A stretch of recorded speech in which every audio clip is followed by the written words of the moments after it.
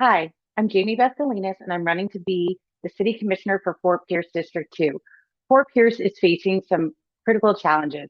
We have a brand new city manager, a search for a police chief, no code enforcement officer, and an open commission seat. There are discussions and decisions happening over the next 6 to 12 months that could fundamentally change the course of our city.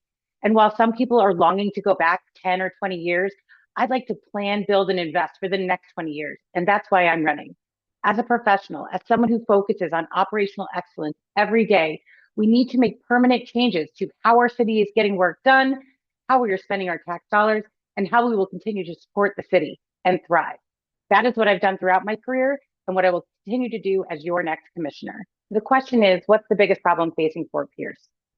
Fort Pierce's biggest problem is actually a cause and effect of two problems: economic growth or lack thereof, and crime. Without a robust plan for economic investment and stability, we will continue to see crime rates that are much higher than cities of our size. So, what do we need to do? Our city needs thoughtful strategic growth, building a future that works for everyone, revitalizing our neighborhoods and business corridors with infill development and facade improvement. We also must expand the Kings Highway corridor, positioning our city to attract logistics, manufacturing, and technology companies with higher paying jobs and long-term investment. This combined with an enhancement of community policing, as well as actually having the funds to support our police and community programs properly, will lead to success in both areas. The question is, how do I feel about growth in Fort Pierce?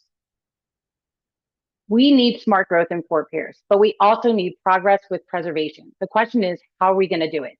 The Kings Landing corridor and the expansion of that is an economic game changer for Fort Pierce, offering both economic advantages as well as stability. On the other hand, the 17-story building at the bottom of the bridge is just a deal breaker, unnecessary, overgrowth, overreach across the board. We need to fight as a city, as a county, against the attack on home rule. Bills like SB 1730 and SB 180, these bills weaken our collective voice, our community voice.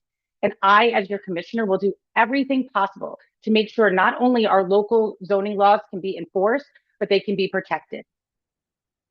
Fort Pierce is facing some real challenges: crime rates that are too high, leadership transitions, and financial mismanagement. But I see an incredible opportunity to reset the agenda and build the future people want to stay here for, including my own children. In my professional career, I have spent decades leading complex vendor negotiations, large scale operations, and multi stakeholder teams. We need someone to do a deep dive into our spending and finances, root out that waste, fraud, and abuse. A city of our size should not be questioning how to pay for a $60,000 election, but that's exactly where we are.